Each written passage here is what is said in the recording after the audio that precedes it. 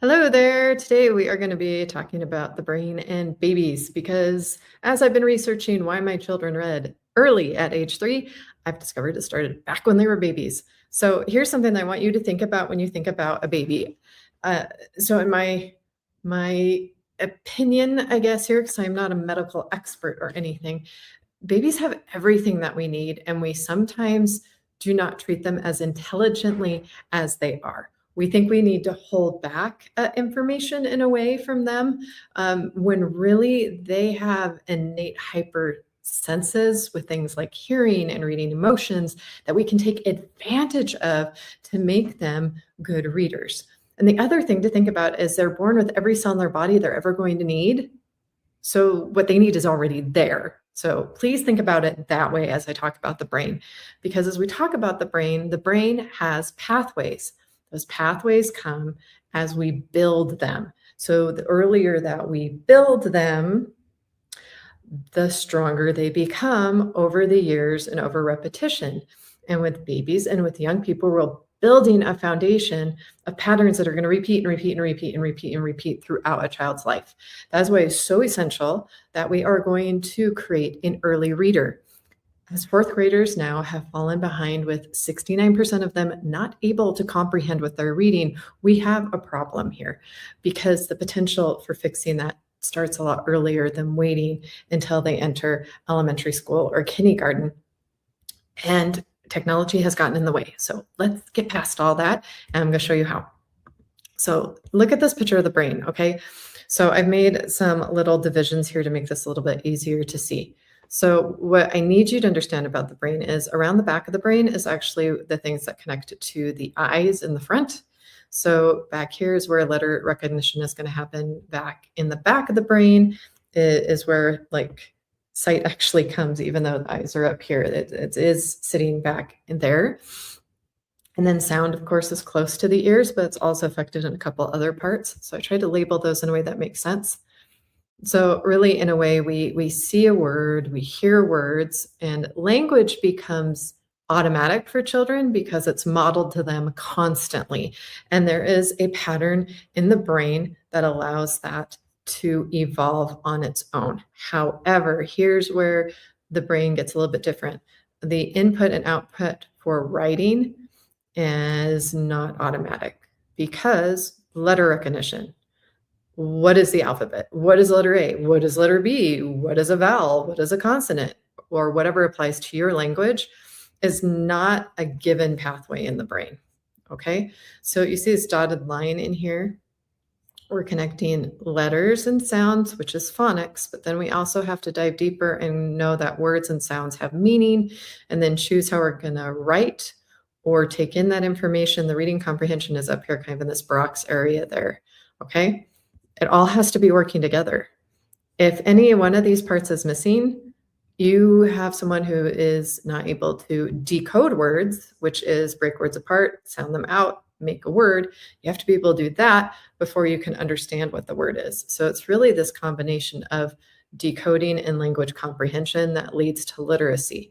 And we need this pathway here where these dots are to be very, very solid.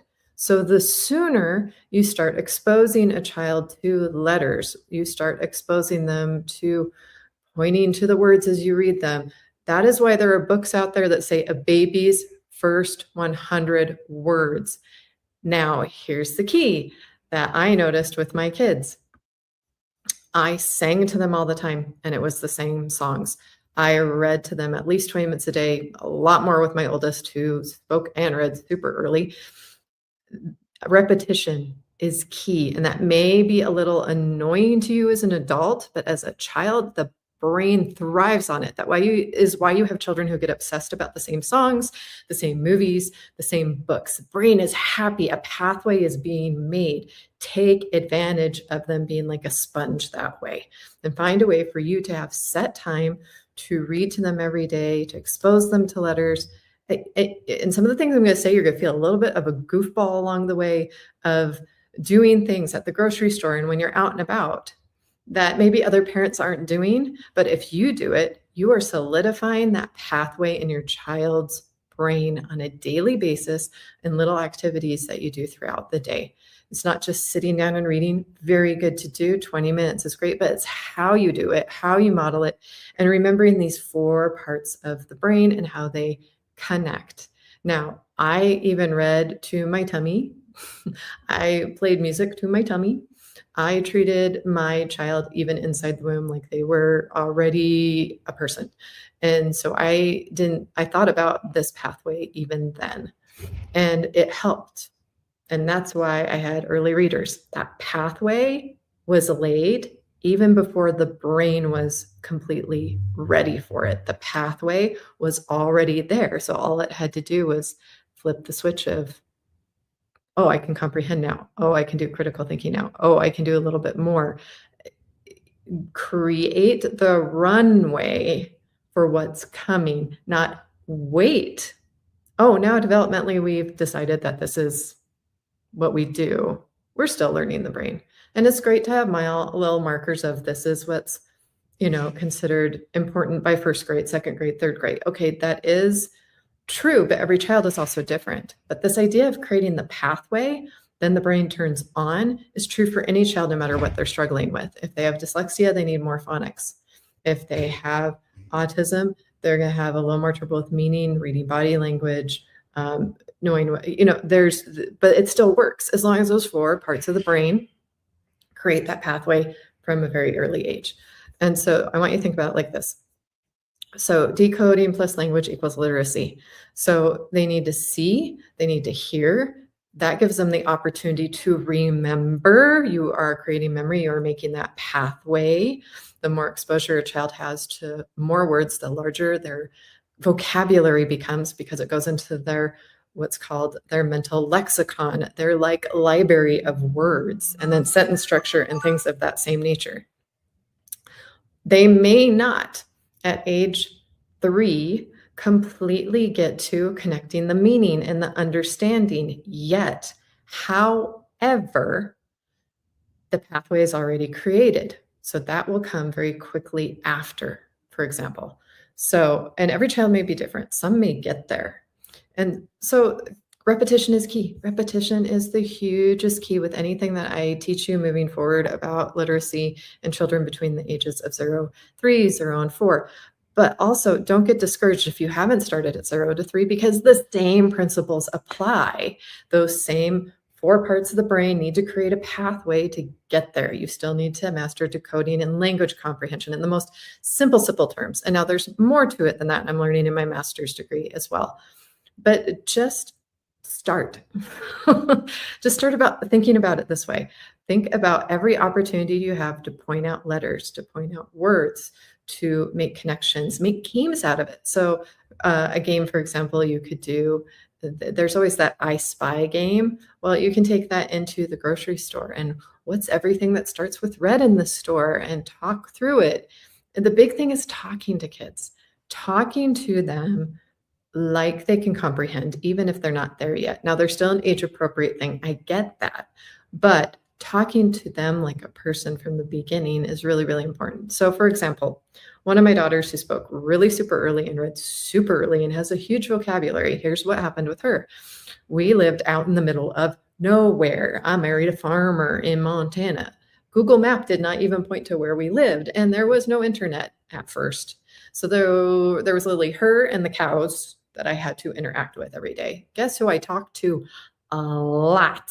Guess who I read at least an hour or two for in the morning and nap time and bedtime, because I had the time to, and she was it. But she was talking at 9 months old because of that, to the point that when she started walking at 12 months, 1 year, we'd be in the grocery store and people would be surprised when she'd just be very comfortable, go, hi.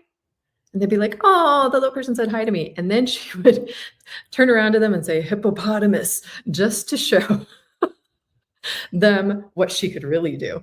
And she was also the kid who like repetitively read, or so I thought, read books back to me. But really in the very beginning, she was being a parrot and she was just memorizing the books.